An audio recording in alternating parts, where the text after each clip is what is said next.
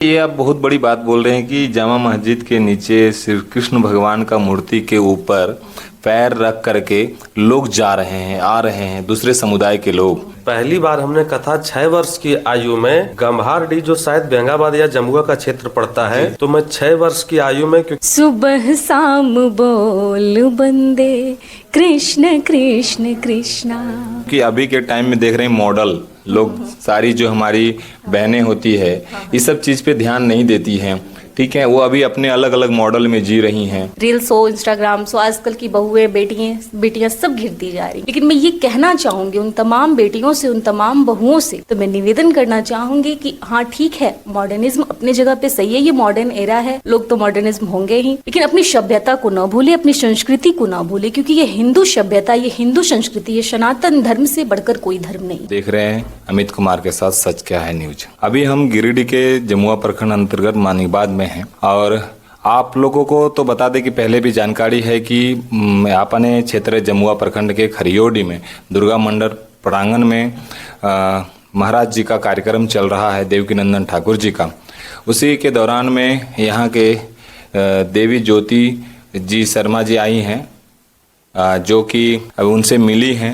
आइए उनसे जानते हैं कि किन किन विषयों पे चर्चा हुई और किन किन बातों को लेकर अपने क्षेत्र में लेकर बातें हुई है, इनसे बात करते हैं। सबसे पहले तो मेरे चैनल में आपको स्वागत है। जय श्री राधे, राधे राधे, जय श्री सीताराम। मैडम जी, आपसे एक है कि आप महाराज जी से मिले, किन किन विषयों पे चर्चा हुई महाराज जी से? सबसे पहली बात, महाराज जी से मिलकर मुझे बहुत अच्छा लगा। मैं जितना सुनी थी, सोशल मीडिया से महाराज जी से जुड़ी थी, आज उससे भी अच्छा लगा जब मैं सामने से महाराज जी से मिली। जिस प्रकार 22 जनवरी को आपने अयोध्या जी में राम प्राण प्रतिष्ठा के स्वरूप को, भव्य स्वरूप का दर्शन किया, महाराज जी का अगला मुद्दा बस यही है कि ठीक उसी प्रकार से भगवान श्री कृष्ण का भी प्राण प्रतिष्ठा हो, भगवान श्री कृष्ण भी आए।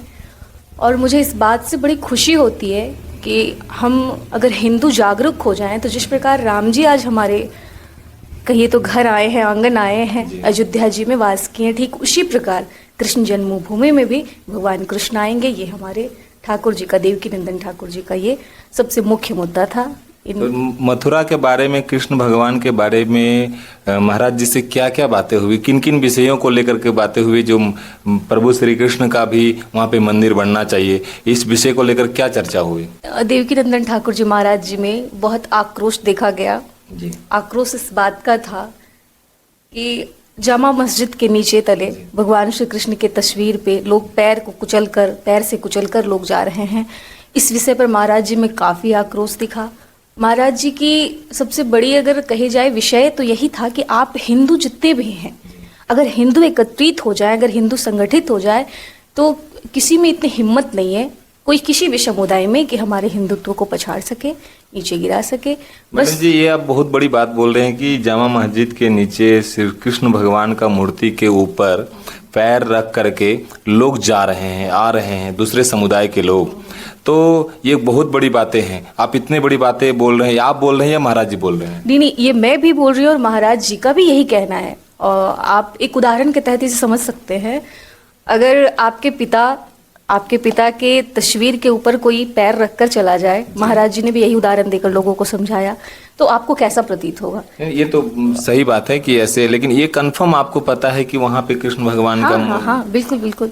महाराज जी से भी जानकारी मिली है, सूत्रों के तहत भी ये जानकारी मिली है कि ऐसे भगवान श्री कृष्ण के साथ हो रहा है। और हम अगर हिंदू एक हो जाएं तो इस भी मामला। ये आप देख रहे हैं कि झारखंड के सबसे बड़े कथावाचिका कही जाने वाली ज्योति जी हैं, और जो कि हमारे बीच में इतने बड़े मुद्दा को बता रहे हैं, हिंदू जगाने को लेकर बात कर रही हैं। और मैं बता दूं कि अच्छा, अभी इसके पहले आप कहाँ कथा कह रही थी? अभी इससे पहले कि हमारी कथा चल रही थी रामगढ़ जिले में जी। रामगढ़ जिले के बाद अभी हमारी कथा चल रही है बेलगंजिया गांव, देवघर जिला है वो जी। ये देवघर में पड़ता है? हाँ। अच्छा, आपसे जुड़ने के लिए मैडम, आपसे जुड़ने के लिए लोग जितने भी आपके भक्त हैं जो कथा सुनना चाहते हैं, वो किन किन द्वारे से लोग कैसे आपसे जुड़ सकते हैं? सोशल मीडिया के द्वारा। और लोग आपसे अगर कोई आपको मतलब अपने क्षेत्र में बुलाना चाहे, कथा करवाना चाहे, तो उन सारे चीज कुछ बताएं हमारे चैनल पे, ताकि लोग जाने कि मैडम से मिल सके इस विषय को लेकर। बिल्कुल, बहुत अच्छी बात है। अगर लोग मुझसे जुड़ना चाहते हैं, सनातन से प्रेम करते हैं, भगवान कृष्ण की कथाएं, राम जी की कथाएं सुनना चाहते हैं और जुड़ना चाहते हैं मुझसे तो हमारी फेसबुक पे देवी ज्योति शास्त्री जी सर्च करें, फेसबुक चैनल हमारा।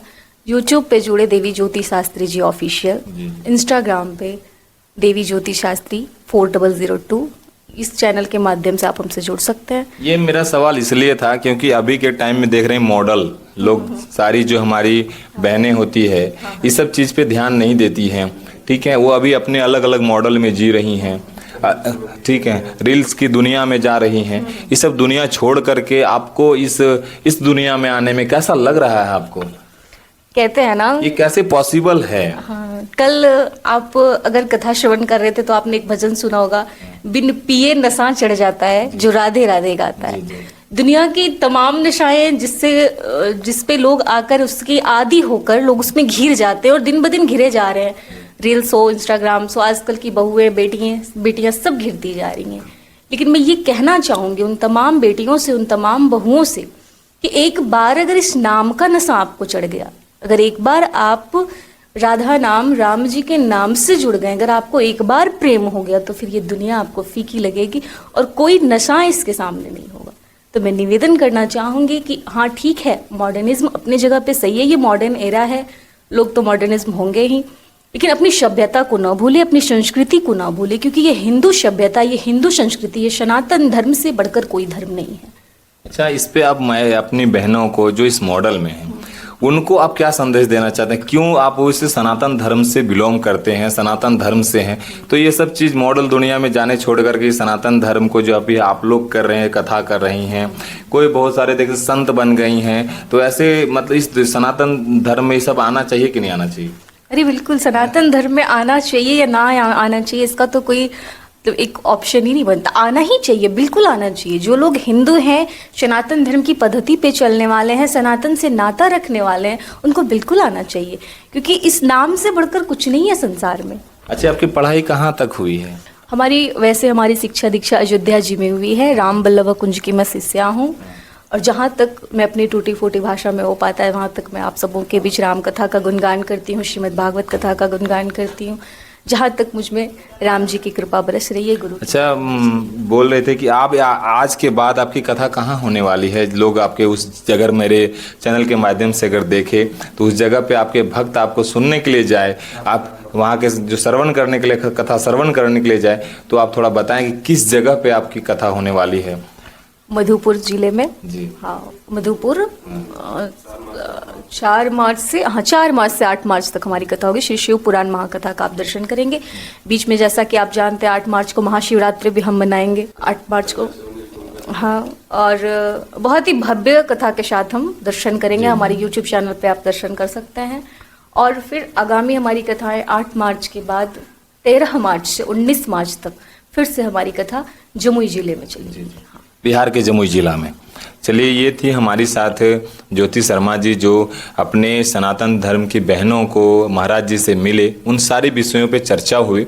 और अब हम उनसे चर्चा करते हैं जिन्होंने ज्योति जी को इतने दूर तक ले जाने का प्रयास किया, एक स्कूली शिक्षा से लेकर इतने दूर तक लाने का प्रयास किया, एक लोगों तक सनातन जगाने का प्रयास किया। ऐसे लोगों से हम, इनके पति जी से इनसे बात करते हैं, महाराज जी से उनका नाम जानते हैं क्या है, उनसे बात करते हैं। आइए, हमारे साथ हैं। हर महादेव, हर हर महादेव, हर हर महादेव। क्या नाम है आपका? मेरा नाम छोटे सरकार है और आप सबों को बहुत बहुत आशीर्वाद। आज ये सौभाग्य मिला है हमारे। अच्छा, महाराज जी से अभी आप मिलने आए थे? वही मैं चर्चा कर रहा था कि सौभाग्य मिला है। हम लोगों की कथा अभी देवघर में चल रही थी, देवघर जिला, दुमका जिला के बॉर्डर पे कथा चल रही थी। तो कल ही जानकारी मिली कि महाराज जी की फ्लाइट जो है सो लैंड हुई है देवघर में। तो जैसे ही जानकारी मिली तो हम लोग जुड़े और जब उसकी गहराई में गए तो पता चला कि महाराज जी की कथा हमारे क्षेत्र में चल रही है। और अपने क्षेत्र में इतने बड़े विद्वान आवें, सनातन के पुरोधा आवें, ब्राह्मण कुल के तिलक आवें, भागवत भास्कर आवें, और अगर हम लोग महाराज जी का दर्शन ना करें तो दुर्भाग्य हमारा होता है। इसलिए आज फिर हम लोगों की कथा रात में उसी जगह पे होनी है। दिन का समय 2-4 घंटे का मिला तो हमने कहा कि चलो पहले दर्शन करके आ जाते हैं महाराज जी का। और महाराज जी से बहुत तरह की चर्चाएं हुई, चाहे राम जन्मभूमि के बारे में हो, कृष्ण जन्मभूमि के बारे में हो, बहुत तरह की चर्चाएं हुई, संगठनात्मक भी चर्चा हुई, जो महाराज जी से मिलकर बहुत अच्छा लगा, बहुत आनंद आया। अच्छा, आनंद आया। आप कितने दिनों से इस कथा के क्षेत्र में हैं और कथा कर रहे हैं, तो युवा पीढ़ी को, जैसे हमारे युवा भाई अभी के देख रहे हैं सोशल मीडिया के ज़माना में रील्स बनाने में ट्रेंड कर रहे हैं, तो ये सब सनातन धर्म में ये कथा से अपने संस्कृति को ना भूले, इसको लेकर के आप क्या क्या लोगों को फेस करते हैं, लोगों को क्या बताते हैं अपने कथा के माध्यम से? वाह अमित जी, मैं तो आपसे काफ़ी प्रसन्न हूँ। दो धारी तलवार हैं आप, क्योंकि आपने 2 पंक्ति में 6 प्रश्न पूछा। पहले आपने पूछा कि आप कितने दिन से इस विभाग में हैं, तो जहाँ तक आप लोगों को जानकारी ही है, जिस प्रकार अभिमन्यु माँ के गर्भ में ठाकुर जी की कथा को सुने, तो वो सौभाग्य मुझको भी मिला, क्योंकि मेरी जो पूजनीय माता जी हैं झारखंड, बिहार, बंगाल, यूपी, एमपी, छत्तीसगढ़ में लगभग 2-4 राज्य, ज़्यादा नहीं, मतलब झारखंड, बिहार, बंगाल, ये सब राज्यों में पहली महिला कथावाचिका रही। जो आज, क्या नाम है उनका? उनका नाम है श्रीमती जानकी शरण शास्त्री, जो आज 40 वर्षों से राम कथा, भागवत कथा कर रही हैं। तो इस बालक को भी और इस दास को भी वो समय मिला, क्योंकि मेरी माता जी आज 40 वर्षों से कथा कर रही हैं और मेरी जो आयु है अभी 27 वर्ष है। तो ये माँ का आशीर्वाद है। माँ ही मेरी प्रथम गुरु हैं, और आप लोगों को जानकारी है इस पूरे क्षेत्र में पहली कथावाचिका मेरी माताजी हैं, जिनके आशीर्वाद स्वरूप आज मैं इस विभाग में हूँ। और दूसरा प्रश्न आपका क्या था? मैं थोड़ी भूल रहा हूँ। कम बड़ी बात नहीं है कि आप महाराज जी इतने बड़ी बात बोले कि 27 वर्ष के उम्र में कथा के क्षेत्र में हैं। नहीं, ठीक है, मैं बता दे रहा हूँ, मेरी आयु 27 वर्ष है। पहली बार हमने कथा 6 वर्ष की आयु में गंभारडी, जो शायद बेंगाबाद या जमुआ का क्षेत्र पड़ता है, तो मैं 6 वर्ष की आयु में, क्योंकि मैं बच्चा था तो मैं घर में अकेला नहीं रहता था, मैं माँ के साथ रहता था, तो मैं माँ के साथ गया था और मैं वहाँ देखकर काफ़ी मुझे अच्छा लगा। तो मैंने माँ से कहा कि माँ मैं भी कुछ कहना चाहता हूँ। तो माँ ने कहा बेटा ऐसे क्या कहोगे, तुम कल कहना, मैं तुमको कल तैयारी करवा देती हूँ। और दूसरे दिन माँ ने मुझे एक छोटा सा प्रसंग, हनुमान जी सिंदूर क्यों लगाते हैं, ये बहुत 6 वर्ष की उम्र में आपने ये 6 वर्ष की आयु में, और उसी समय 2 प्रसंग में उस समय सीखा था। एक माँ ने सिखाया था कि हनुमान जी सिंदूर क्यों लगाते हैं, और पिताजी ने एक कथा सिखाई थी उस समय कि हनुमान जी के 3 पिताजी का वर्णन कहीं कहीं आता है। जब आप हनुमान अंक पढ़ेंगे तो 3 पिताजी हनुमान जी के, तो इसका वर्णन आता है। जब आप गहन अध्ययन करेंगे तो आपको ये पता चलेगा। तो ये 2 महाराज जी आपसे एक विनती है कि आप कुछ हमारे चैनल पे भजन सुना सकते हैं क्या? बिल्कुल भजन सुना सकते हैं, कुछ भजन सुनाया जाए। बिल्कुल सुना सकते हैं। आज महाराज जी से मिल के आए हैं, और नाम महाराज जी का देवकी नंदन ठाकुर है, लेकिन स्वयं ठाकुर जी ही चल कर आए हैं। तो इसी भाव से कि जन्म तेरा तेरा रे, जन्म तेरा बातों ही बीत गयो रे, तूने कबहु न कृष्ण कहो, जन्म तेरा बातों ही बीत गयो रे, तूने कबहु न कृष्ण कहो। अच्छा अमित जी, आप भूल गए बीच में, क्योंकि आप सनातन प्रेमी हैं, तो भजन के क्रम में एक चीज आप भूल गए जी। महाराज आपने एक प्रश्न किया था कि माताओं बहनों को आप क्या संदेश देना चाहते हैं रील के बारे में। जी जी जी महाराज, बहुत अच्छा मुझे लगा। देखिए, आज के समय में लोग कलयुग की बुराई करते हैं। मैं कलयुग की कभी बुराई की आज तक नहीं हूँ, और मैं करूँगा भी कभी नहीं, क्योंकि जो कलयुग की अच्छाई है ना, वो और किसी युग में अच्छाई थी ही नहीं। कारण है, हम जिसको देखे नहीं, हम त्रेता द्वापर सतयुग देखे नहीं, तो जिसको नहीं देखे उसको अच्छा बुरा कैसे कह सकते हैं? जिसको देखें उसको कह सकते हैं। तो ऐसा वेद में प्रमाण है, शास्त्र में प्रमाण है, ग्रंथ में प्रमाण है कि पहले के लोग तपस्या करते थे मोक्ष की प्राप्ति के लिए, लेकिन अब नहीं है। अब क्या है? कलियुग केवल नाम आधारा। कलियुग में केवल अगर भगवान का आप सिर्फ नाम लेते हैं, एक बार राम कहते हैं, एक बार कृष्ण कहते हैं, बस, और आपको कुछ करने की आवश्यकता ही नहीं है। दूसरी बात, आपने कहा सोशल मीडिया। सोशल मीडिया का सदुपयोग होना चाहिए। हम लोग भी सोशल मीडिया का सदुपयोग करते हैं। माताएं बहनें, क्या होता है कि आजकल मैं देखता हूँ छोटी छोटी बच्चियाँ नाचती हैं, नृत्य करती हैं, अश्लील कपड़े पहनती हैं, अश्लील गाने पे डांस करती हैं। उसकी आवश्यकता नहीं है। अरे हमारी बहनें तब की जो झांसी की रानी थी, उन्होंने कौन सा रील बनाया? आज बच्चा बूढ़ा देश विदेश सब हर जगह लोग जानते हैं ना। तो रील बना के ही फेमस क्यों होना है? अच्छा, रील भी बना के अगर फेमस होना है तो इतने अच्छे अच्छे, एक अभी आप सुने होंगे अभिलाषा पांडा के बारे में, एक भजन गाई, पूरे विश्व में विख्यात हो गई। अच्छे काम करो ना, भागवत के श्लोक बोलो ना, अच्छे भजन करो ना, अच्छी बातें करो ना सोशल मीडिया पे।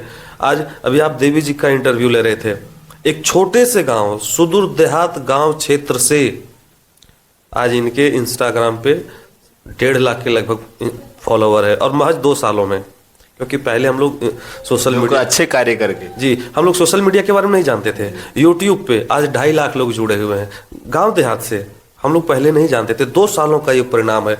तो अगर आप अच्छा करेंगे तो ठाकुर जी आपको आशीर्वाद भी देंगे।